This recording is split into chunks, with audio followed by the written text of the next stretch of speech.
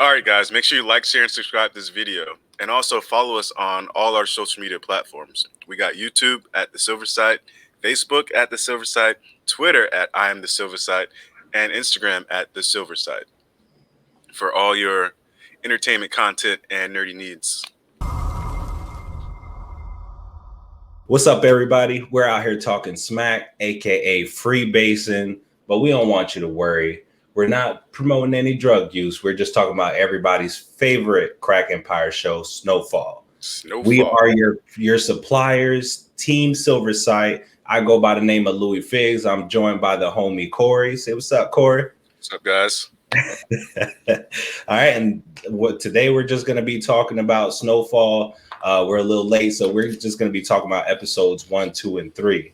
So let's jump right into it. Let's give a brief recap of what happened at the end of season 3, which kind of took everybody by surprise when Melody, I hope I'm saying her name right. Melody, okay. She put a couple shots in Franklin's back. For good reason. Yes, for very good reason. We're gonna say that. Very good reason. But I believe everybody was just as shocked as I was to see that happen. But I kind of smelled it happening. And then, Franklin comes back. His dad helps him through it, and we get to see Franklin. So basically, we come up on the first episode starts off with him just getting dressed, getting his cane, getting his life together for a funeral that he's about to attend for one of the people he's supplying, which is Scully. Scully. And that was kind of a weird interaction between them in the church. It was a weird interaction because they keep it strictly business, Yeah, and I see that they really they have no other relationship other than he's supplying Scully and Scully's just selling his drugs. Yeah, he was literally there to make peace. Right. And I feel like, he's kind of trying to keep it from becoming a bigger thing, but there's kind of no way to stop that, especially when, Man Boy and Scully are they're going to end up, they're going to go after each other. Yeah. Just like Leon said, just let them be. The only thing we can be happy for is they ain't coming after us. Right. And see, Leon has his golden moments, and I can respect that. He may not always make the smartest choices, but he does have his golden moments where you're like, shit, Leon makes some sense. Exactly. He learns that Leon has grown a little bit, so there's that. Leon kind of wants to do his own thing. Leon want to be the boss. Yeah. And I mean, I can kind of respect it because, when you're under, I guess you could say he's under Franklin because technically he's under Franklin. I mean, he used to drive him around. Who wants to be the driver the whole? He doesn't want to be the driver forever, and that's what he said. And I mean, he wouldn't be the Project King without Franklin supplying his shit. So, but I can kind of see where he's coming from because he wants to set out on his own and he wants to be the big man on campus or whatever. So I kind of understand his beef a little bit. Yeah. All right, so let's get over to Teddy and El Oso. What did we see from them in episode 1? Okay, so with them, you kind of see their relationship kind of developing, which is kind of cool because you never really would have thought that Oso and Reed would have had that kind of budding relationship. And I guess it's awkward because the relationship is budding over drug selling and drug moving and trafficking and stuff like that. Yeah. And we know that Reed is a CIA agent, but Gustavo doesn't know anything yet. And then they run into these damn cops. They run into these cops. And they thought they were all good. Yeah. Everything was peachy keen. They pull up on them with the lights and sirens. And they start questioning them Gustavo's like, yeah, it's avocados, bro. They look at him like, yeah. Isn't it avocado season? There's totally avocados in there. It's avocados, but go ahead and open the truck for me. We want to look inside. But when they pull up on them, you kind of get the sense that something's about to go down, and something's big about to go down, and we get introduced to the new Mexican Chief, Captain Fuentes. Yeah, Fuentes. Whatever his rank is, chief or I believe it might be captain, chief. It doesn't matter. He's nobody He's the right new now, local boss. He's the new local boss. or at least trying to be the new local boss.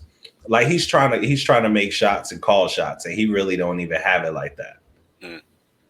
And so we get introduced to him, and him basically saying like the deal you had with the commander before me has nothing to do with me. So, you know, if you're trying to move drugs through my city, you're gonna have to come up off some things. And one of them things was basically just him throwing a number out there. And, you know, at first Reed is kind of like, you know, okay, we can probably get you this, but let me talk to some people. Yeah, they doubled the number that the old guy was getting. Oh yeah. Because I think the old guy was getting like what, 10,000 or something like that. Yeah, I think it was 10,000, and he said, Yeah, we can it was double something that. like it was something like 10,000, and he wanted to double that. Well, he actually wanted more than that. And then Reed's like, you know, there's no way I can get you that type of money, but I can try to get you this much. Just let me holler at some people. Yeah, he can try to get you 50. Reed threw out $50,000 when 20,000 wasn't enough. Right. And then, you know, I thought it was kind of smug for the Mexican. What is he, captain? We're just gonna call him a captain just because it'll ease my mind a little bit. But you know, he gets greedy, and you kind of see it culminating in this big thing where he's probably not gonna last long trying to call these shots because he really don't know who he's messing with. Oh. Okay, so Teddy and Gus have just been released, right? Mm-hmm. But now they've been sent home with all their goods, but they have to come up with a special number to Right. to compensate the new Mexican PD to get them off their backs. So we're gonna see what that is. But Right. while that's going on, Franklin is at home with Jerome and Louis and Peaches and them. They all sitting down talking about who has to go. And this is a part of the setup. Like, they're weighing out the pros and cons, the better of two evils. Is it Scully Right. or is it Manboy? And that's what we're gonna find out. I feel like Scully is definitely like the most evil of the two evils.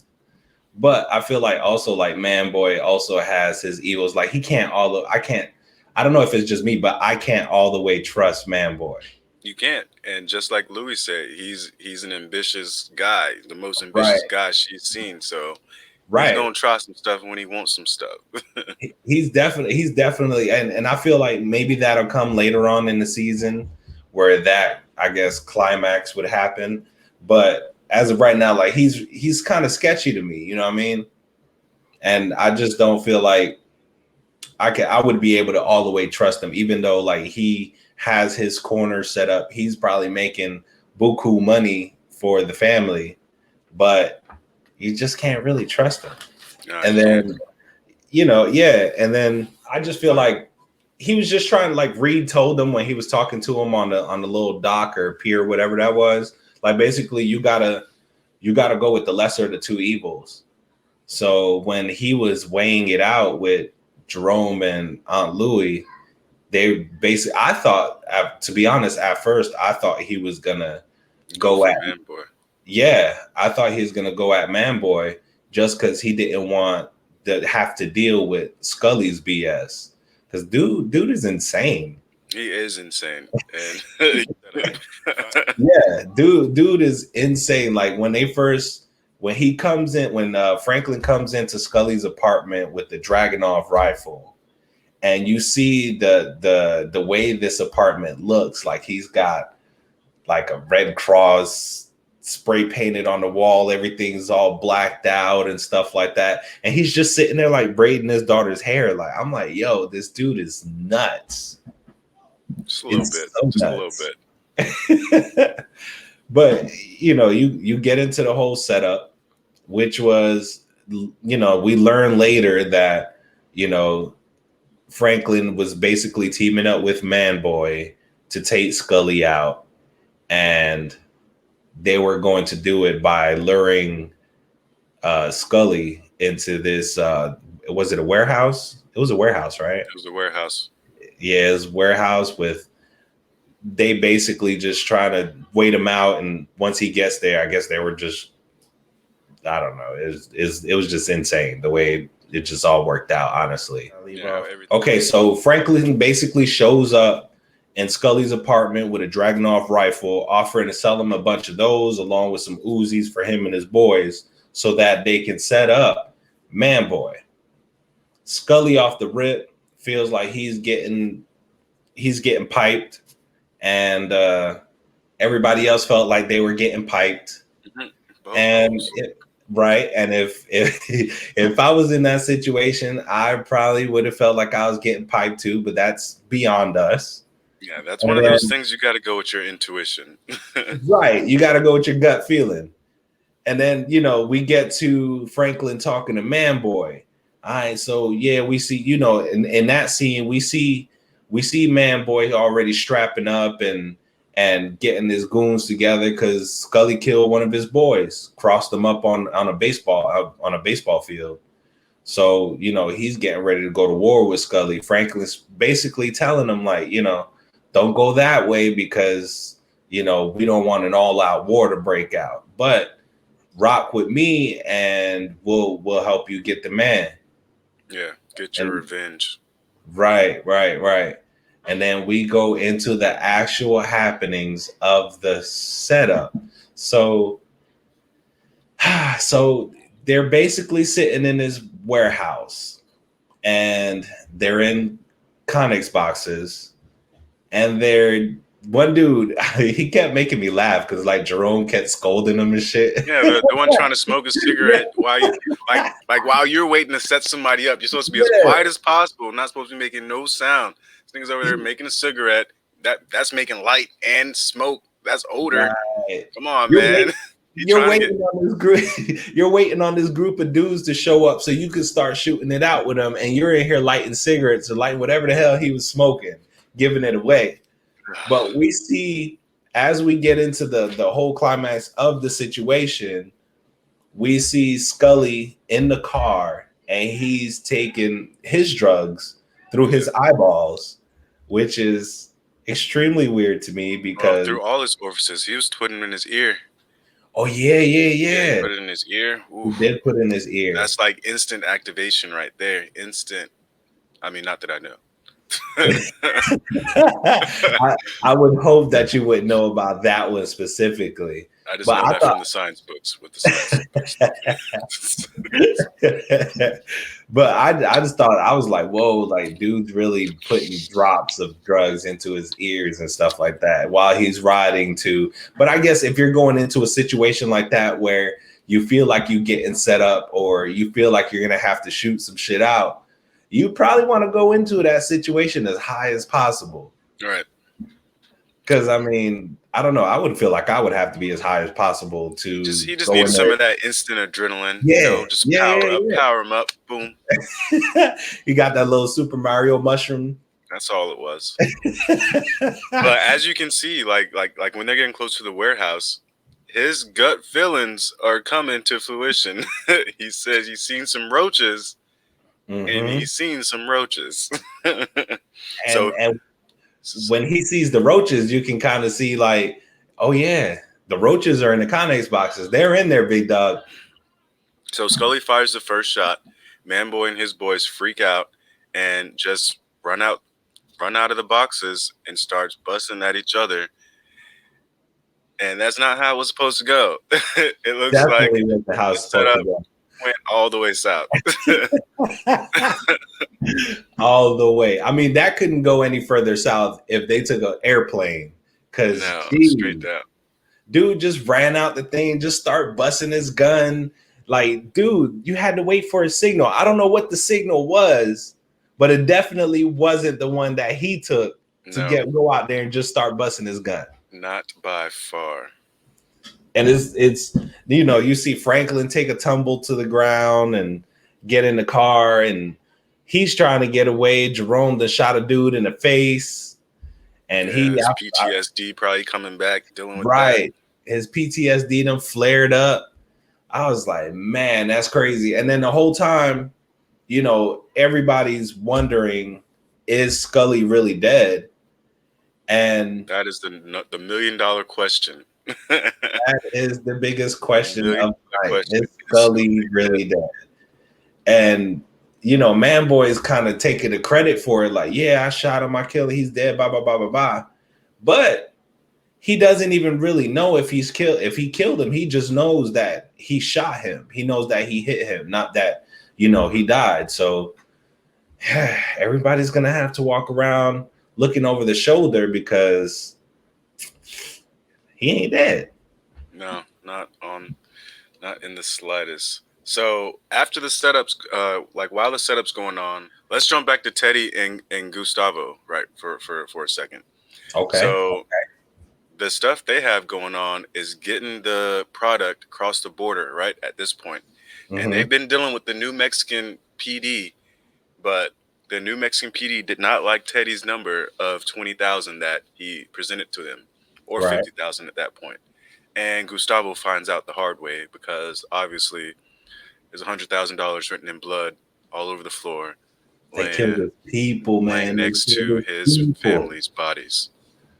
So that was actually pretty horrible. It was. It really was. Left the teapot on the stove. Mm. I was like, I'm just damn. I'm just glad the kids weren't there. Honestly, Yeah. And when he was looking for the kids, I was like, God, I hope he doesn't find the kids in the yeah, same situation.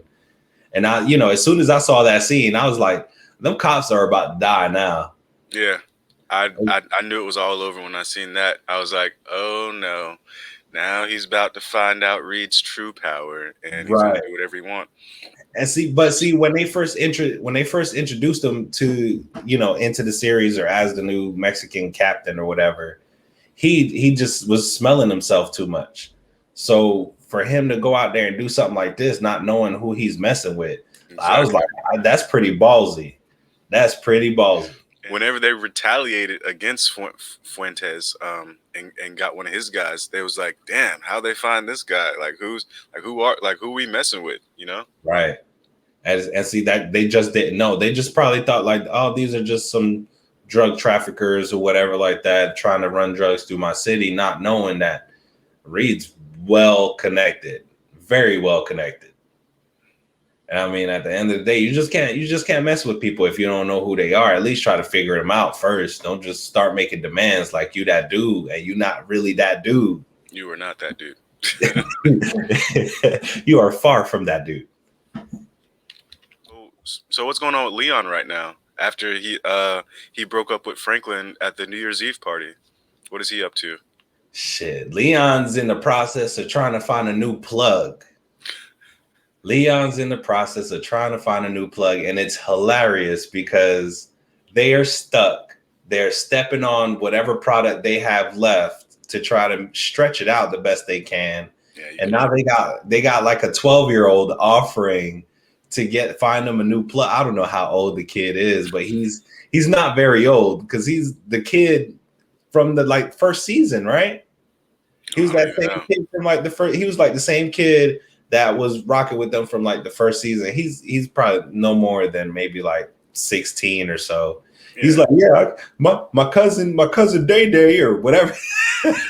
Whatever the Mexicans over there. My cousin knows these Mexicans that they got the product for cheap and it's still good and blah blah blah blah blah, and they come upon wherever they were supposed to meet them at, which was this dark place off a dirt road somewhere. And it's hilarious because they're like, you get out. No, you get out. No, you set it up, didn't you? You go talk to him. And he gets about 2-3 steps up and he just stops. Like, man, I can't. I'm too scared to go up. You know what I mean? And then as soon as they flash the lights, I guess that was the signal to let them know to come up. They started seeing people on this dirt road in the dark, and they didn't even stay to see what was going on. They just dipped out. No, that's all you need to see at some point. I mean, geez, you cannot stay around for the ending of every movie. Yeah, just straight up dipped out. I thought that was hilarious to me. I was like, man, that's pretty funny. That's pretty damn funny. Yeah, so basically they never met up with the Mexicans. They all hopped in the car and rode into the moonlight. In And the I moonlight. guess They, that yellow rock was way behind him. right. They straight peeled out of that one. So let's go ahead and just get into episode 3, which is called All the Way Down. Now, here we see some things. We see things starting to culminate little by little through this episode. The first thing we're going to talk about is Man Boy just basically telling Jerome and Aunt Louie, like, shit, things were working better when it was just us three and Franklin was out of the picture. And nobody likes to hear that, especially not Peaches, Jerome, or Louis. All Yeah, had a because stink face. all of them would have this stink face because they're all loyal to Franklin. Franklin pretty From much put everybody on. and the thing about that is, those are day ones. Man Mm-hmm. Boy was added into that after the mix. I think like season 2 or something. Yep. So those are day ones. You don't talk about your day ones like that. And basically Louis and Jerome and Peaches and Lurt and all them, like, they're part of that family, that family that Franklin's trying to put together, and everybody, like you said, they're all day ones, they're all loyal to each other. So for Man Boy to bring something up like that is kind of seeing him as, shedding a light on him, like, damn, like, is that how you really feel? I don't know. I feel like later on in the season, maybe that's going to come to a head where Franklin's going to have to answer to that, because I'm pretty sure Jerome and Louis are going to mention that to Franklin. No doubt, no doubt. Like that's not gonna slide. Right? Not at all. And speaking of stuff that's not gonna slide, how about Officer Nix and Franklin? Man, that dude needs to go have a damn seat somewhere. Nick's Nick's gets on my nerves. He was pushing his luck. Right. Right. And I mean, so Nick's is your, I wouldn't want to say basic officer because I don't want to paint police officers in the same light, but this dude's just a crooked cop trying to find any way he can to get his, thinking that he's getting his because he's got a one up on Franklin. But Franklin basically shut that shit down. He Yeah, told him, like, he let him know he used to have a one up on him before mm-hmm. he took the deal. So if you taking that deal, don't try to renege and bring up that past stuff because it ain't gonna fly. Right, because you really don't have anything on me right now. You don't have as much on me, if anything, than I do on you. Because Nix did show up to Franklin's dad's shelter, trying to talk that big boy talk. Yeah, it was one of the most And bad things you could do. the reporter, came in and checked him, basically telling him, like, shit, I know your deal. Like, I know how you get down. So you don't want me to, put this out there. You know what I mean? Yeah. All right. So after Franklin is getting Nix in line, Nix turns around and does something even more dumb than he could have did the first time, like threatening his dad. He threatened his mom. Like, come on, you're gonna threaten the dad first. Now you're gonna threaten the mom. And that's probably the most stupid move he could have made. Yeah. Because I mean, Franklin basically came at you because you showed up at his dad's shelter.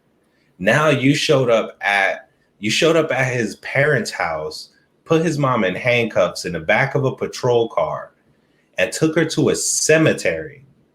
And while you may not have done anything to her physically, you did something. You tried to break her mentally a little bit, but you Yes. still messing with that dude's mom.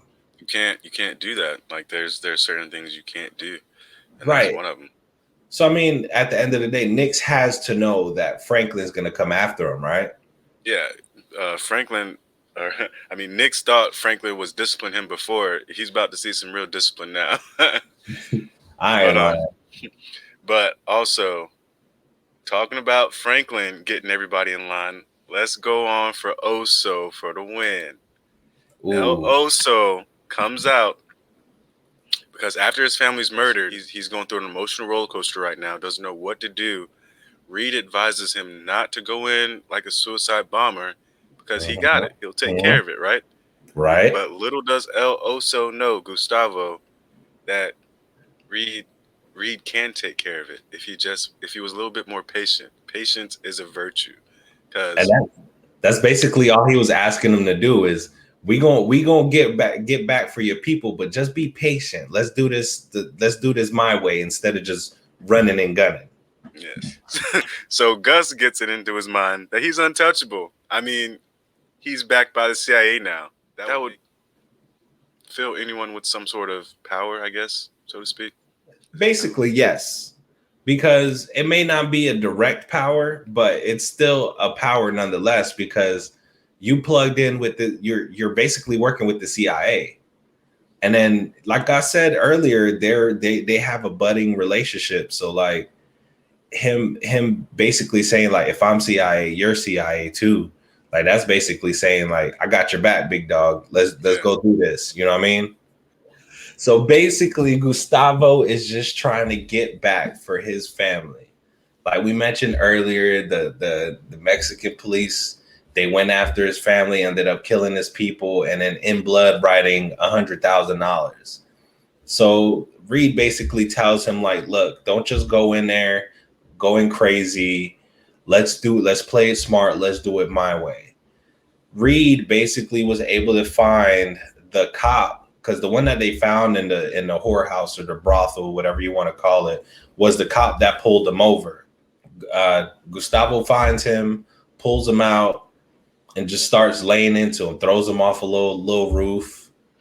Doesn't care at all who sees, and he carves 100,000 into his forehead, which I was like, okay, I see you, big I dog. mean, that's a response right there. I mean, Right. that response warrants another response. Right. And it's pretty cool that he's plugged in with the CIA basically because now the Mexican police got the message like, okay, we're actually messing with people who get down, who get busy. So they're all scared now. They're jumping in cars and riding out into wherever they're riding out to wherever their secret hideout is. And they still get found. Yeah. They still get found. And between Oso and Teddy. yeah, just There's between a them two. two-man army. I loved it. I was Yeah, like, oh my God. yo, they went in. They went in. They went in there, cleared the house out. I like that he basically like didn't spare anybody, because I thought maybe that he was going to spare the police chief just so that he had him in his back pocket so that they can keep moving their drugs comfortably. You know what I'm saying? Yeah. So I thought maybe he would keep him alive for that, just so that he can keep him in his back pocket. They can move their drugs how they need to. But when he, pretty much killed him off, I was like, good deed, sir. Good deed. Yeah, that was something that needed to be done. I was waiting for it. I was just wondering when it was going to happen. But as you can see, Gus wasn't waiting for nobody. It was happening today. He just So, he just made he made a boss move. He made a straight boss move. yeah, making those boss We're moves, you got it. talking boss moves. Let's go ahead and talk about Franklin's mom, Sissy, just basically making every boss move she could make to help the family out in her way, right? So Franklin has gotten pretty good at running this business and letting other people sub run his business. So this is a legitimate enterprise. But Hmm. just Hmm. because it's an enterprise, this also needs to be a legitimate business. Right. And I feel like Sissy making all these moves, it's setting Franklin up for his future pretty much, because she's not only helping him buy property and get property in his name, she's using this as an avenue to clean that money that he's getting, that drug money he's making. She's using it as an avenue to clean all that money so that it can be legit money and not just dirty drug money. So Sissy is just realizing that there's other endeavors that you need to go down to make your money last longer. Mm-hmm. Is Mm-hmm. that a good Basically, and I mean, you know, if you're going to expand, then, you know, these are moves that you got to make. And now they're, you know, I felt bad though for the old couple in the library. Yeah, because how long was that store in their family? And now to Right. just be uprooted, you get another store, but not here.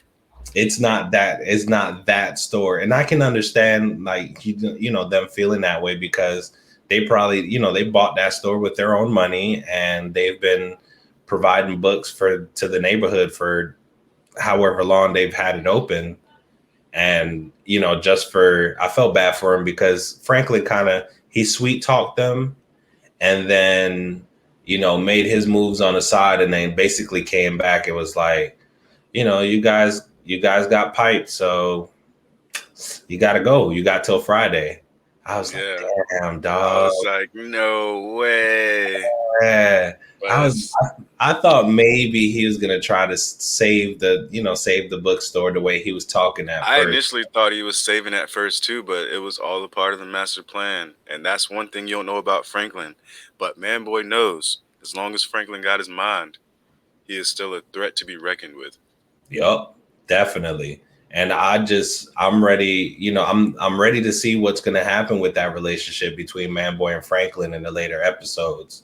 So Yeah. I mean, speaking about Sissy making boss moves towards Franklin's expanding empire, let's take a quick peek at the episode 4, which is titled Expansion. My fate's tied to your covert war, right? Me means more resources. Resources win wars. To winning wars.